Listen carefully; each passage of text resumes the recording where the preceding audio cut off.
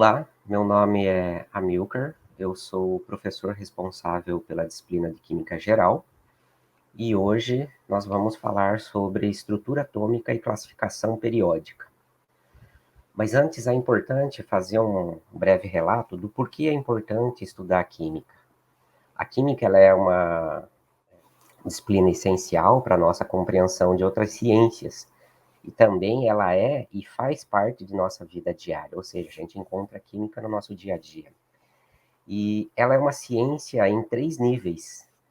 Três níveis, quero dizer, ela é representada simbolicamente, e a gente pode observar ela macroscopicamente e microscopicamente, ou seja, ela tem a sua simbologia própria, e em qualquer lugar do mundo ela pode ser representada por esta simbologia. E macroscopicamente significa dizer que eu posso observar algumas transformações a olho nu. E microscopicamente é que eu posso também observar essas transformações, porém utilizando alguns tipos de equipamentos que possam me auxiliar nessas observações.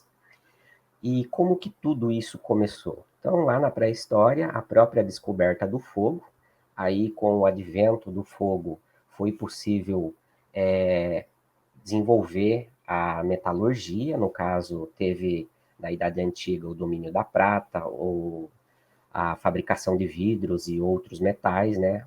O conhecimento prático de algumas operações químicas através da sua transformação com o próprio fogo, né?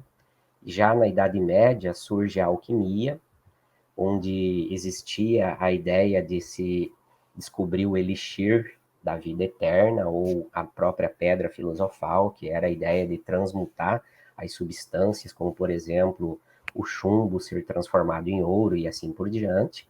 E já na Idade Moderna surge a química médica, né? E a química como uma ciência exata. E na Idade Contemporânea aparecem os grandes gênios da química, além do desenvolvimento da tabela periódica e o modelo atômico atual. O estudo da química. Então, a química ela estuda a matéria, suas proporções e transformações. Como eu havia comentado, ela apresenta uma linguagem própria, ou seja, simbólica, né? Assim como a matemática. Ela apresenta aspectos macroscópicos e microscópicos, né? Posso observar a olho nu ou utilizando alguns equipamentos para observar mais profundamente. E a química ela se subdivide em algumas áreas, como, por exemplo, a química orgânica, que é a química que estuda os compostos de carbono, a química inorgânica, os demais tipos de compostos, a físico-química, que é responsável por estabelecer uma ligação matemática e física para explicar todos os fenômenos observados, a bioquímica, os compostos biológicos, né? A química analítica, que se ocupa da própria palavra diz, da análise, né? Onde existe o desenvolvimento de técnicas e metodologias para se qualificar e quantificar a substância. A química teórica, que teve o seu desenvolvimento a partir da mecânica quântica, né? Então ela estuda a estrutura molecular através de simulações computacionais. A engenharia química, que se ocupa dos processos industriais, das transformações que ocorrem em nível industrial, né? A biologia molecular, basicamente, é algo similar à bioquímica. E a ciência dos materiais, né? Que se ocupa do desenvolvimento de novos materiais. E a matéria é o material físico do universo, então a gente precisa delimitar a nossa área de estudo. E no caso, a matéria ela é constituída relativamente por poucos elementos químicos. Então, no nível microscópico, a matéria consiste de átomos e moléculas, né? E esses átomos eles se combinam para formar moléculas, e as moléculas elas podem consistir do mesmo tipo de átomos ou de diferentes tipos de átomos, né? E se uma substância pura, ela não pode ser decomposta em algo mais, então ela é classificada como um elemento. Hoje existe 118 elementos químicos conhecidos, né? Então veja que tudo que existe na natureza advém desses 118 elementos químicos. Destes, 92 são encontrados na natureza, de forma natural, e os outros são produzidos em laboratório. Mas a junção desses elementos é o que origina tudo o que a gente conhece hoje em dia. Aqui é uma tabela periódica, a gente vai ver mais adiante como que eles se classificam, mas esses 118 elementos químicos, eles são agrupados de forma a estarem juntos por apresentarem propriedades semelhantes, né? Então a gente vai ver isso na sequência. E cada elemento, ele é dado um único símbolo químico, ou seja, uma ou duas letras, e eles são a base da constituição da matéria. Por exemplo, a crosta terrestre, ela consiste de 5 elementos químicos principais: carbono, hidrogênio, nitrogênio. E o corpo humano, basicamente, de 3 elementos químicos principais, né? O carbono, oxigênio, nitrogênio. A matéria, ela pode ser subdividida em substância pura ou uma mistura. Quando a gente subdivide ela como uma substância pura, ela pode ser uma substância simples ou uma substância composta. Veja que uma substância simples, ela é constituída apenas por um tipo de elemento químico. Já uma substância composta, ela é constituída por mais de um tipo de elemento químico. E o exemplo aqui que a gente está utilizando é a molécula de água. Ela é constituída pelo elemento químico hidrogênio e o oxigênio. A substância simples aqui, como exemplo, está sendo mostrado o gás hidrogênio. Quando classificamos como mistura, ela pode ser subdividida em homogênea e heterogênea. A homogênea é quando ela apresenta uma única fase, a gente usa como exemplo a atmosfera, é uma mistura de gases, ou do tipo heterogênea, quando apresenta mais de uma fase, por exemplo, água e areia, né? Então, misturas heterogêneas, elas não são totalmente uniformes. Como a gente pode observar aqui, quando mistura água e óleo, você vai ter duas fases. A substância menos densa fica no sobrenadante, a substância mais densa fica abaixo. E a gente classifica como uma mistura heterogênea, ou seja, apresentou duas fases, duas composições de matérias totalmente diferentes. Já as misturas homogêneas, elas são totalmente uniformes, como a gente pode observar aqui, a mistura de água e sal, onde a quantidade de água foi suficiente para dissolver todo o sal, você não consegue observar uma diferença, ou seja, não existe fases entre essas substâncias. E essas misturas do tipo homogênea, a gente classifica elas como soluções. A gente vai ver isso numa próxima aula. Essas misturas, elas podem ser separadas. Então, um dos grandes desafios da área da ciência química é poder fazer a separação desses componentes. O objetivo da indústria é obter esses compostos cada vez mais puros. Então, existem várias técnicas de separação de misturas. Por exemplo, a filtração aqui. Se eu tenho uma mistura de água e areia, por exemplo, um sólido e um líquido, eu posso separar esses dois componentes através de uma filtração. Então, eu tenho um funil aqui, posso colocar um papel de filtro, a fase sólida, que não é solúvel na água, vai ficar aqui no filtro, e a fase aquosa vai passar aqui na parte de baixo, que a gente chama de fase líquida, né?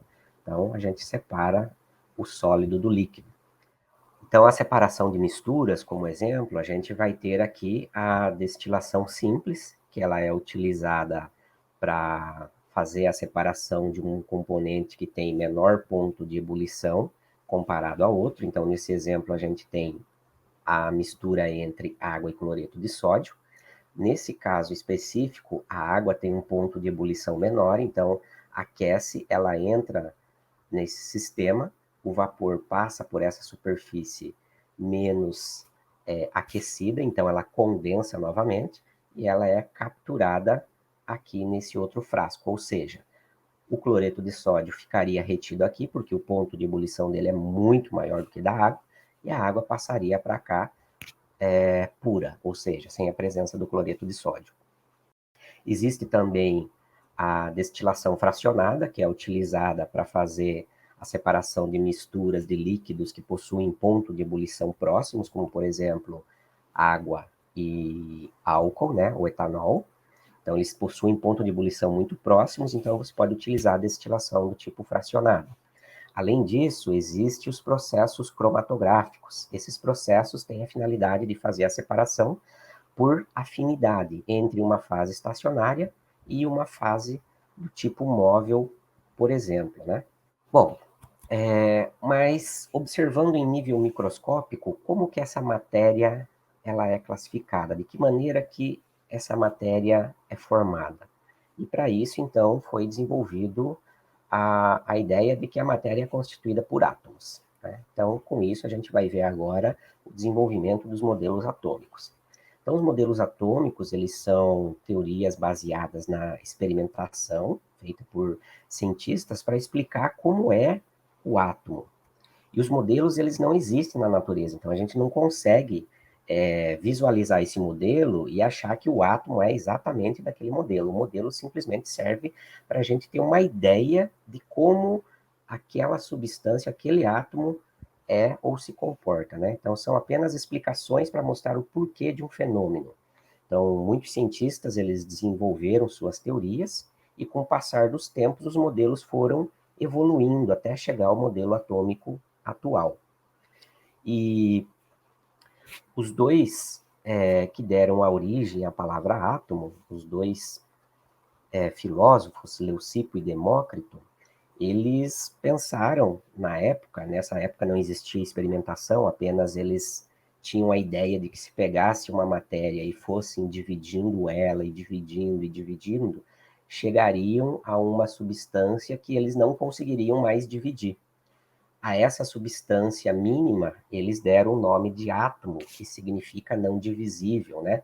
Então, a palavra a letra A do grego, né, ela significa não, e tomo significa divisível, ou seja, uma partícula não divisível, né? Entre 500 e 1500 depois de Cristo, então surgiram entre os árabes e europeus os alquimistas, né? Então seus trabalhos era obter o elixir da longa vida, que era a ideia da imortalidade, a pedra filosofal, que era capaz de transformar qualquer metal em ouro, né? E nesse caso, a importância dos alquimistas foi principalmente pelo desenvolvimento dos materiais de laboratório. Eles tinham uma grande experiência em manipular a matéria, né, mas não tinham muita ideia do que acontecia exatamente com aquela matéria em nível teórico, né? E já no século XVIII, então, nasce a ideia de química como uma ciência, com os estudos das leis ponderais de Lavoisier e Proust, ou seja, a experimentação chega para tentar provar aquelas ideias desenvolvidas pelos filósofos à época, né? E o primeiro que que postulou o modelo atômico foi Dalton.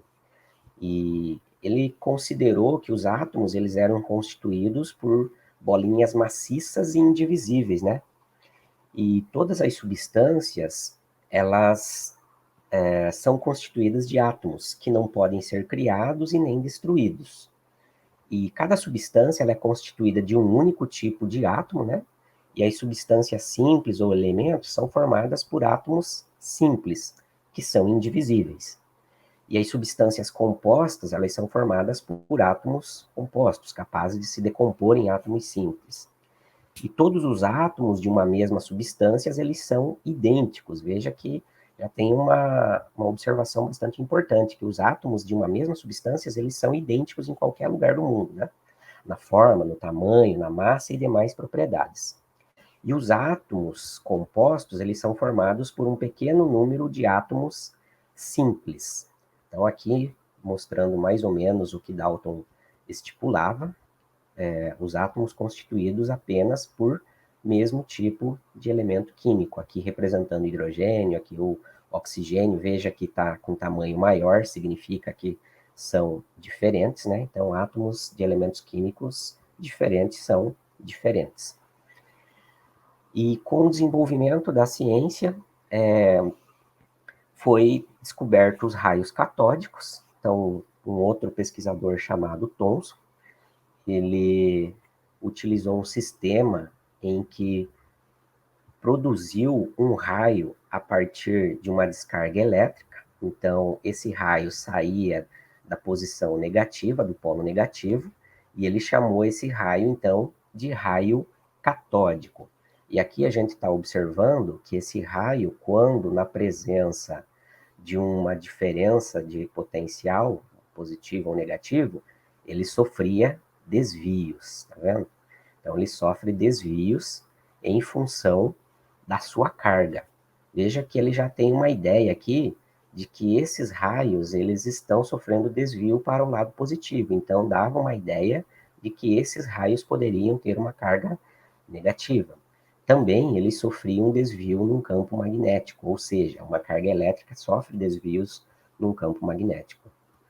Aqui o exemplo do experimento de Thomson à época, mostrando os raios catódicos saindo do cátodo, né, e atravessando esse tubo, chegando aqui na extremidade do ânodo, né.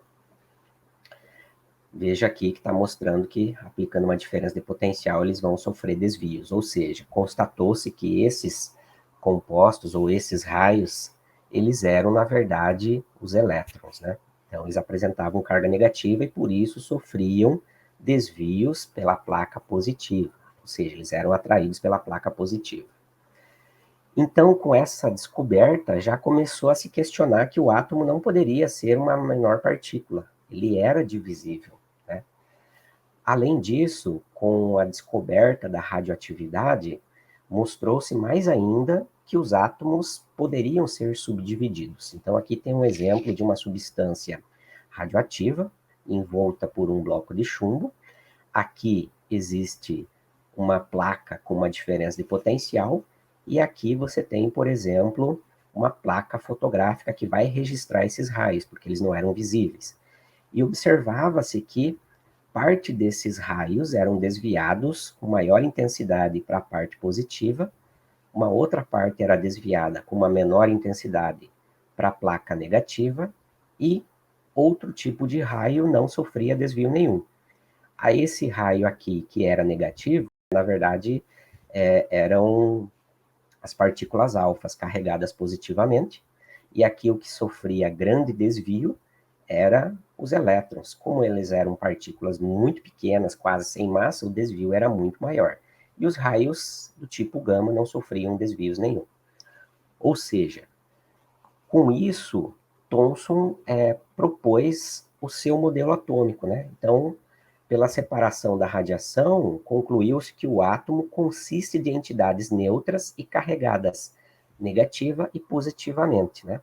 Então, Thomson supôs que todas essas espécies carregadas eram encontradas em uma esfera. Então, aqui existe esse modelo de Thomson, onde você tem o chamado modelo de pudim de passas, né?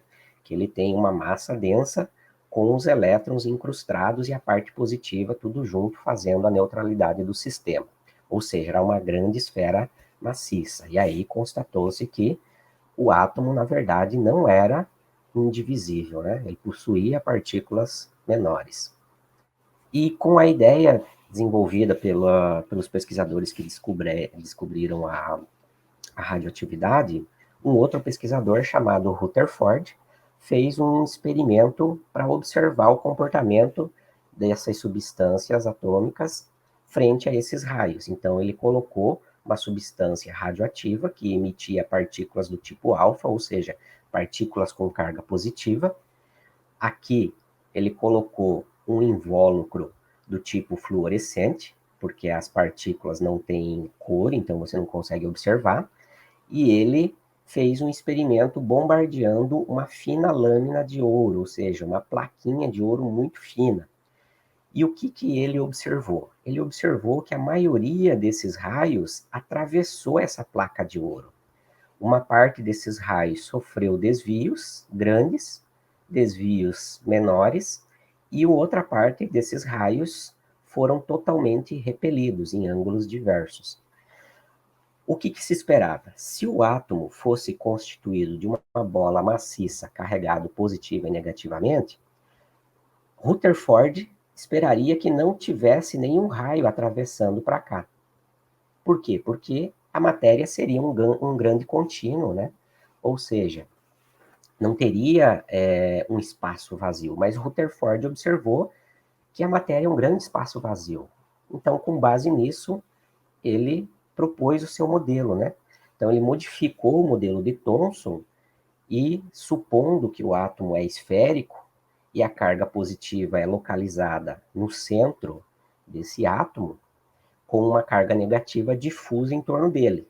Então, isso explicaria o porquê que a maioria dos raios atravessou aquela placa, porque, na verdade, o átomo é constituído de um grande vazio, um núcleo denso e pequeno e uma eletrosfera grande e vazia, constituída por elétrons. Por isso, os raios conseguiam atravessar.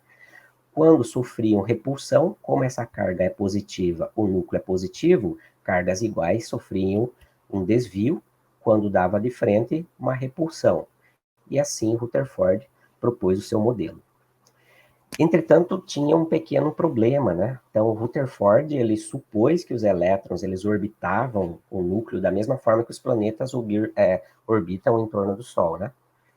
Então, uma partícula carregada, movendo em uma trajetória circular, ela deveria perder energia. Então, imagine que o elétron circulando ali em volta do núcleo, ele deveria perder energia.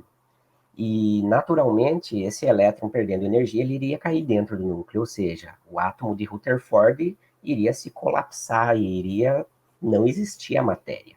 Então, nessa situação, um outro pesquisador chamado Bohr observou que provavelmente esses elétrons deveriam estar ocupando regiões ao redor do núcleo que eram permitidos para ele ficar com um nível de energia fixo, né? E Bohr observou isso através dos espectros de linha, então, de determinados elementos, e admitiu que os elétrons estavam confinados em estados específicos de energia, que foram denominadas órbitas. Se isso não fosse verdade, a matéria seria um grande contínuo, né? Então, aqui como você observa uma fonte de radiação sendo separada por um prisma, você observa um grande contínuo de cores. Você não tem cores discretas, não consegue ver exatamente a separação. Então, existe um contínuo, uma continuidade. Só que o que Bohr observou? Se ele pegasse esses elementos e fizesse, por exemplo, as absorções desses compostos, ele iria observar que eles iriam absorver num determinado região do espectro eletromagnético e iriam emitir radiação em um determinado comprimento de onda específico. Então veja que aqui está mostrando a movimentação de um elétron saindo de uma camada de menor para maior energia e ela é extremamente discreta. Não existe uma faixa contínua, indicando que esses elétrons eles estão ocupando níveis de energia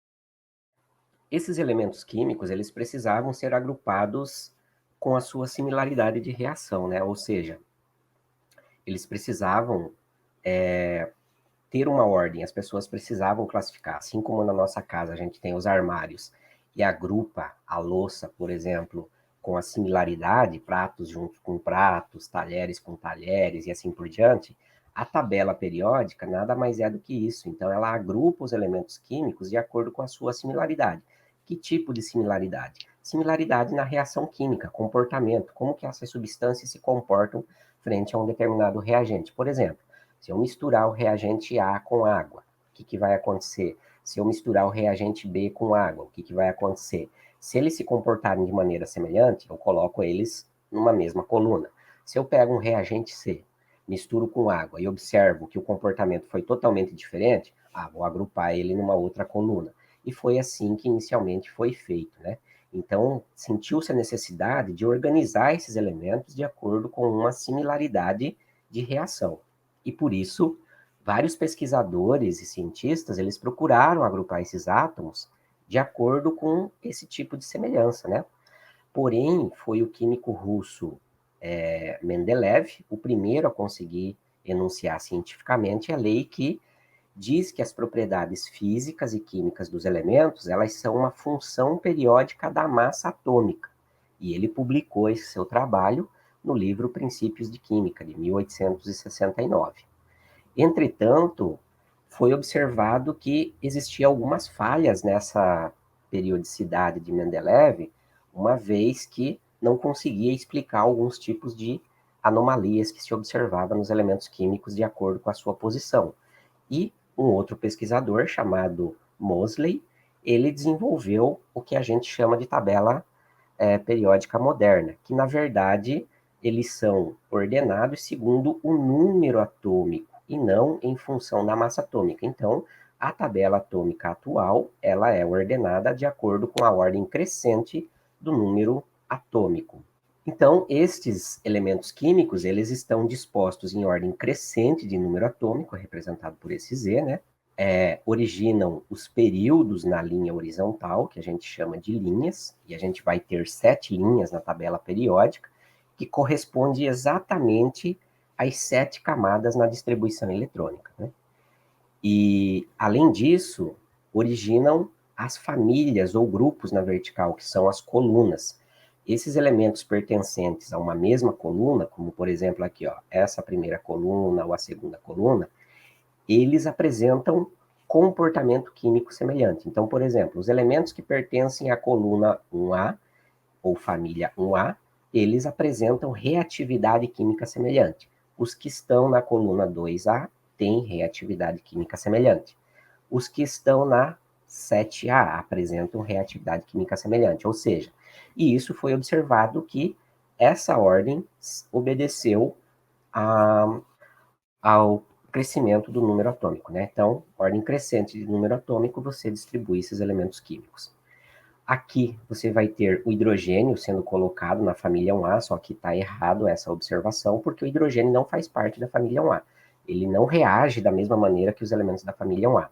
Por ele ter apenas um próton no núcleo, ele foi colocado aqui, mas muitas tabelas trazem ele aqui como sendo a legenda e fazem essas observações. Então veja aqui, ó, o hidrogênio está aqui mostrando aqui a massa, aqui o número atômico e outras propriedades importantes dele. Então ele é utilizado como legenda, né?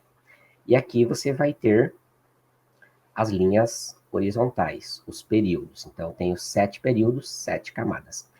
Aqui tem uma quebra, então os lantanídeos e os actinídeos, veja que salta de 50, de um número aqui, ó, de 71, aqui um número menor, ou seja, de 57 a 70, por exemplo, ó, é essa linha, então é como se a tabela tivesse que ser estendida, mas por questões estéticas eles suprimiram aqui e colocaram aqui embaixo, senão a tabela ia ficar muito longa. Então, lantanídeos e actinídeos ficam aqui embaixo, mas eles são deste período e deste período aqui. Esses elementos, eles podem ser subdivididos em elementos do tipo representativo, são os elementos que apresentam como subnível mais energético S e o P, né? Lá daquela distribuição de Linus Pauling, quando a gente faz a distribuição eletrônica, termina no S e no P, eles são chamados de representativos. Terminou no F ou no D, são chamados elementos de transição. Os que têm subnível mais energético do tipo D, transição externa, ou subnível mais energético do tipo F, chamados de transição interna. Então veja que quando a gente faz a distribuição eletrônica, você já tem ideia em que posição eles estão na tabela periódica, né? Então ela não é colocada de forma aleatória. Então aqui é subnível S, subnível P, subnível D e os subnível do tipo F. As propriedades periódicas, elas ocorrem à medida que o número atômico de um elemento químico aumenta, ou seja, assume valores que crescem e decrescem em cada período da tabela periódica. A gente pode entender uma propriedade periódica como sendo, por exemplo, as estações do ano. Elas têm uma certa periodicidade. Então, por exemplo, a gente tem primavera, verão, outono e inverno. Se a gente pegar o inverno, normalmente a gente sabe quais são as características do inverno. Ele tem um clima mais frio, no caso aqui de Mato Grosso do Sul, mais seco, e isso vai se repetir periodicamente ano a ano, ou seja, dali 365 dias chega o inverno novamente, se não tiver nenhuma alteração climática, você vai ter o mesmo tipo de comportamento naquela estação. Clima seco, clima frio. Vai para o verão, clima mais quente, mais chuvoso. E é o que se observa aqui, ó. Então, com o aumento do número atômico, você observa uma periodicidade. Ou seja, quando você tem esse número de elétrons na camada de valência, você observa uma periodicidade. Então, isso tem o nome de tabela periódica, né? E entre as propriedades periódicas, a gente tem o raio atômico, a energia de ionização, a eletroafinidade e a eletronegatividade. Então, para o caso do raio atômico, a gente observa que ele aumenta de cima para baixo, ou seja, faz sentido. Se a gente pegar lá as camadas, você vai ver aqui a camada 1 até a camada 7. Se eu tenho 7 camadas, eu tenho um átomo muito maior do que um átomo que tem uma ou duas camadas. Por isso, o raio aumenta nesse sentido. E também aumenta da esquerda para a direita, até este elemento químico. Então, aumenta as camadas, aumenta o raio atômico. A energia ou potencial de ionização também é uma outra propriedade periódica, e ela nada mais é do que a energia necessária para você retirar um elétron de um elemento químico no estado gasoso, ou seja, preciso retirar um elétron de um elemento químico que encontra-se no estado gasoso. Então, significa dizer que quanto mais próximo do núcleo estiver esse elétron, mais fortemente ele vai ficar sendo segurado por esse núcleo. A carga positiva vai atrair ele com uma grande intensidade. Então, quanto menor for o átomo, maior vai ser este potencial ou energia de ionização. Então, significa dizer que a energia de ionização, ela deve ir no sentido contrário ao raio, né? Lembra que o raio aumentava neste sentido? Então, a energia de ionização vai ter que aumentar neste sentido, né? Então, aqui a gente vai ter os elementos com maior energia de ionização. A afinidade eletrônica ou eletroafinidade, ela nada mais é do que a energia necessária ou a energia liberada, nesse caso específico, de um elemento químico no estado gasoso quando captura um elétron. Então, significa dizer que quanto mais próximo do núcleo esse elétron estiver, circundando esse elemento, mais facilmente esse núcleo vai capturar esse elétron. Então, quanto menor for o átomo, maior a afinidade eletrônica. Então, ela vai neste sentido aqui. E veja que aqui está demarcado a posição dos gases nobres. Os gases nobres, eles têm esse nome por causa de uma questão histórica, né? A ideia de que os nobres não se misturavam, eram isolados. Os gases nobres têm esse comportamento. Eles não interagem com outros elementos de uma forma muito fácil, porque eles têm estabilidade química. E essa estabilidade química, observando os gases nobres, é que vai dar a ideia para a gente de substâncias reativas ou não reativas, como que elas reagem por transferência de elétron ou não. Então, a ideia de nobres tem a ver com não reagir, eles não têm afinidade para reagir. Então, por isso está rachurado aqui, denotando que eles têm uma afinidade eletrônica praticamente zero, eles não querem elétrons, eles estão saturados. E a eletronegatividade. A eletronegatividade nada mais é do que a tendência de um determinado elemento químico atrair para próximo dele o par de elétrons da ligação compartilhada. A gente vai ver ligações químicas nas próximas aulas, e aqui é um exemplo do gás hidrogênio. Então, eu tenho um elemento químico hidrogênio com outro elemento químico hidrogênio, eles interagiram, fizeram uma ligação química, e aí você vai ter os elétrons compartilhados entre o núcleo deste átomo e o núcleo deste átomo aqui. Então, como aqui você tem o mesmo tipo de átomo, esse átomo aqui, como é o hidrogênio, não tem afinidade maior do que este átomo aqui para atrair esse par de elétrons da ligação. Então, os elétrons vão ser compartilhados de forma uniforme. Nenhum dos elementos vai ter preferência.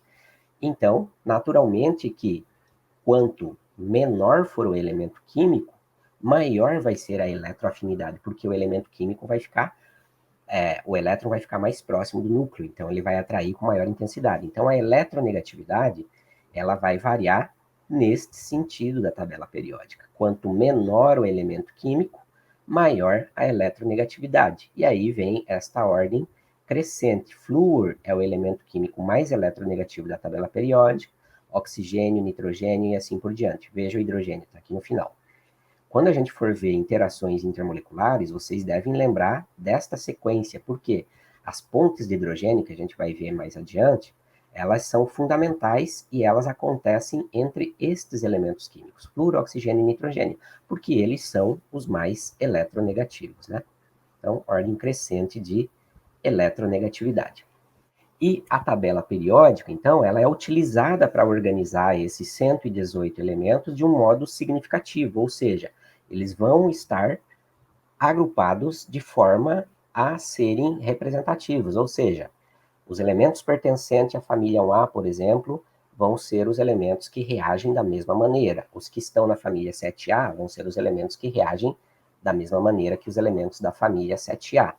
Então, aqui, por exemplo, a gente vai ter o gás inerte hélio, aqui um metal reativo macio, por exemplo, o lítio, aí na sequência o gás nobre neônio, aí na sequência o metal reativo e macio, aí depois a substância da família 7A, aí um gás nobre hélio, aí um metal reativo, ou seja, veja, existe uma periodicidade, né? Então, seguindo dentro do período. Quando os elementos químicos eles se ligam para formar os compostos e as moléculas, eles podem ser representados de diversas maneiras. Por exemplo, a gente pode representar o carbono com os hidrogênios desta maneira, fórmula estrutural. Ou eu posso fazer o desenho em perspectiva. O que é o desenho em perspectiva? É mostrando como essas ligações elas estão distribuídas. Então, nesse caso aqui, eu tenho essas duas no plano. Aqui eu vou ter o hidrogênio para frente do plano, aqui apontada para mim.